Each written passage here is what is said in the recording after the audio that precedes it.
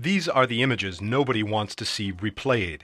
Hundreds of thousands of North Koreans are estimated to have died of starvation in the mid-1990s as a result of Pyongyang's self-imposed economic isolation and mismanagement.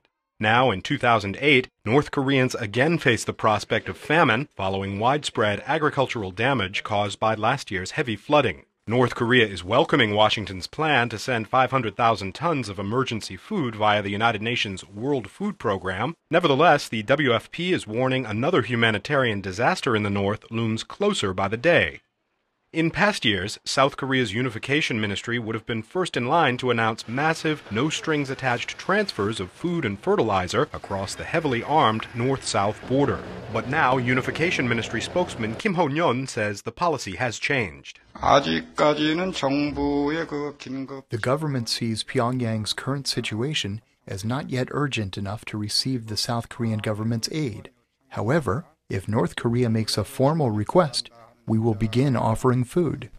Since he was inaugurated in February, South Korean President Lee Myung-bak vowed to end the unconditional humanitarian aid of past governments, saying future aid would be conditioned on the North's cooperation in getting rid of its nuclear weapons and other issues. Pyongyang responded by calling Mr. Lee a traitor and threatening to reduce the South Korean capital to ash.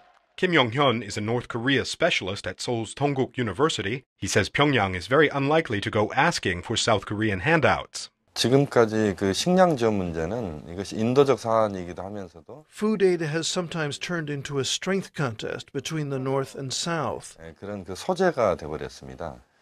식량 지원 부분에서 They are very concerned that asking for the South's help would be like bowing their heads in deference to the South. 항상 이명박 정부에게 끌려다닐 것이다라고 하는. For the past 10 years, North Korea has benefited from billions of dollars worth of food, fertilizer, and infrastructure investment sent by the South with no preconditions. None of it dissuaded Pyongyang from testing a nuclear weapon in 2006.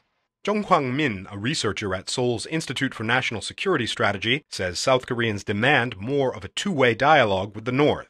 South Korea has received countless military threats and slander from the North at the same time as Seoul has offered humanitarian aid. Now, even though North Korea is known to be having severe difficulties, it is not asking the South Korean government for help because it does not want to lose the political initiative, the inter-Korean relationship. South Korea's Lee administration now finds itself caught in something of a policy dilemma. Officials want to remain consistent with their firm stand on the North, but also do not wish to be seen as doing nothing in the face of a mounting hunger catastrophe. South Korean Foreign Minister Yoo Myung-hwan says the South wants direct talks with the North on the food issue. He has also signaled South Korea's policy of insisting the North formally request aid could eventually soften.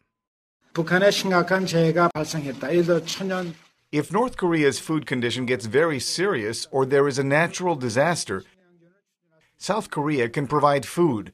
The North will not have to ask.